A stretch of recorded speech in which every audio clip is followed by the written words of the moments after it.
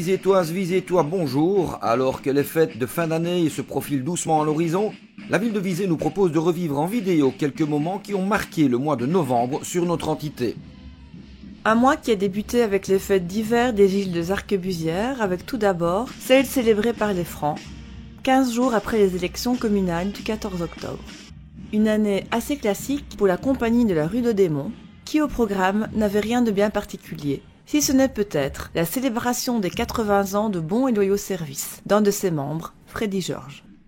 Une journée néanmoins marquée par une météo ensoleillée et douce, tout comme ce fut le cas 2 semaines plus tard pour les anciens arquebusiers, qui eux aussi ont vécu une fête classique. Il est vrai que quelques jours plus tôt, ce n'est pas vraiment avec le traditionnel feu de la Saint-Martin bouté sur l'île Robinson qu'ils avaient attiré vers eux les projecteurs, mais bien avec un concert exceptionnel, donné en la collégiale Saint-Martin-Saint-Adelin à l'occasion du centenaire de l'armistice.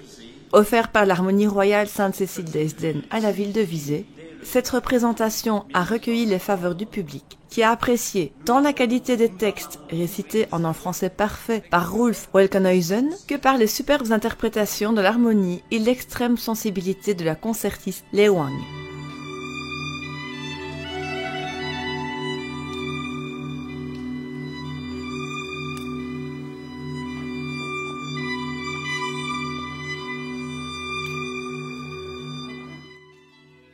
Et tant que nous en sommes à considérer les commémorations, comme toujours forcément nombreuses en novembre, nous avons surtout relevé celle qui s'est tenue à Lix, où plus de 250 personnes s'étaient rassemblées pour célébrer, elles aussi, le 100e anniversaire de l'armistice. Organisée par la dynamique amicale lixoise des anciens combattants et prisonniers de guerre 14-18 et 40-45, cette célébration était agrémentée d'une douzaine de véhicules militaires de la Belgian Military Vehicle Trust, exposés au centre du village. Lors des diverses haltes programmées, le président de l'amicale a rendu un vibrant hommage aux victimes.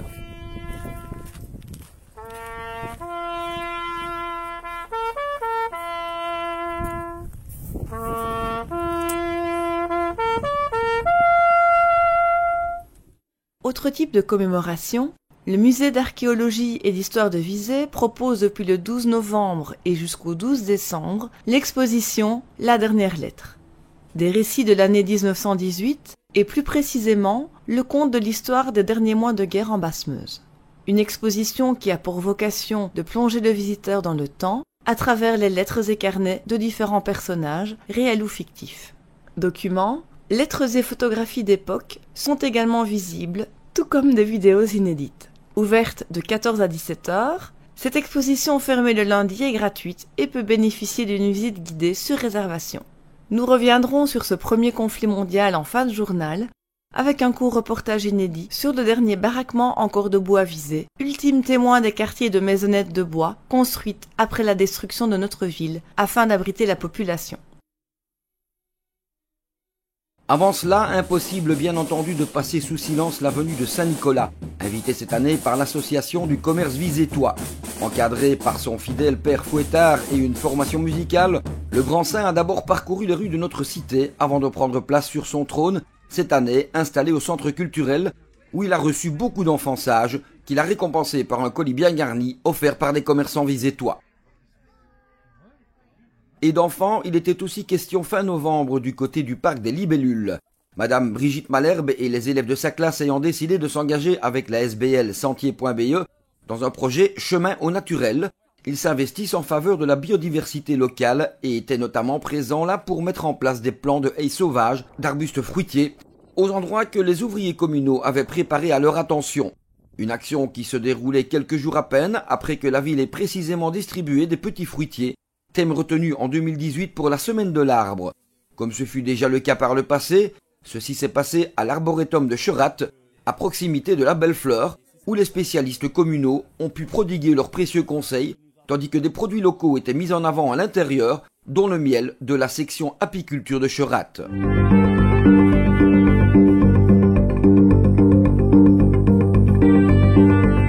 Avant d'aborder le sujet promis sur les baraquements d'après-guerre, signalons l'appel à candidature lancé par la ville de Visé pour le ou les mérites sportifs 2018. Toute candidature, individuelle ou de club, accompagnée d'une note de motivation doit parvenir pour le 7 janvier au plus tard à l'échevinat des sports au Hall Omnisport de Visé. et de nous rendre pour une petite visite du côté de la rue de la Fontaine, où se dresse toujours un des baraquements construits à Visé, suite à l'incendie qui a rasé notre ville au soir du samedi 15 août 1914. 585 maisons sur 840 furent détruites. C'est le dernier d'abord, qui était occupé par Lambertine le jeune, que tout le monde appelait Titine, qui a vécu dans ce baraquement toute sa vie. Elle est entrée dans le baraquement un peu après la construction, c'est bien simple, et elle a vécu là jusqu'il y a une dizaine d'années peut-être. Elle vivait seule, son mari était parti pendant la guerre et n'est pas revenu. Construit à la hâte grâce au fonds du roi Albert, ces quelques 100 ou 200 logements de fortune étaient préfabriqués en bois et n'offraient qu'un confort sommaire sur 30 à 35 mètres carrés. Toute sa vie, elle a vécu dans 3 pièces. Une petite pièce avec son fauteuil, sa table et son poêle, charbon. Une chambre à côté et la belle pièce où elle n'allait jamais. Elle a vécu là-dedans jusqu'à près de 90 ans, on avait. Il n'y avait pas d'eau, il n'y avait pas d'électricité au début, il n'y avait pas de sanitaire. Donc elle avait une citerne ici avec l'eau du toit qu'elle prenait pour laver si elle avait à laver, et il y avait un robinet qui servait à tous les baraquements qui se trouvaient au début de l'avenue des combattants et tout le monde allait servir là-bas. Initialement répartis sur les rues de Maastricht, de la Prielle et de l'ancienne rue de Bernau, ils seront tous regroupés sur le plateau de Lorette lorsque la ville sera reconstruite en dur après-guerre grâce à l'Office des régions dévastées. On notera que parmi les 300 habitations reconstruites à Visé, celle située au 6 de la rue du Collège fut la 1000e maison érigée par l'ORD en province de Liège, sur un total de 1256. Après ce petit brin d'histoire de notre ville, nous voudrions juste en terminer en vous rappelant que la fin d'année à Visé est toujours très animée et sportive. En plus de larges ouvertures de nos commerces durant les périodes de fête, marché de Noël au cloître et village de Noël face à la collégiale, seront autant d'occasions de partager de bons moments en famille ou entre amis. Et pour les sportifs, n'oubliez pas, la corrida de Visé, ce sera cette année le vendredi 28 décembre, qu'on se le dise. À très bientôt pour le dernier journal vidéo 2018. Il y a des douches qui sont prévues.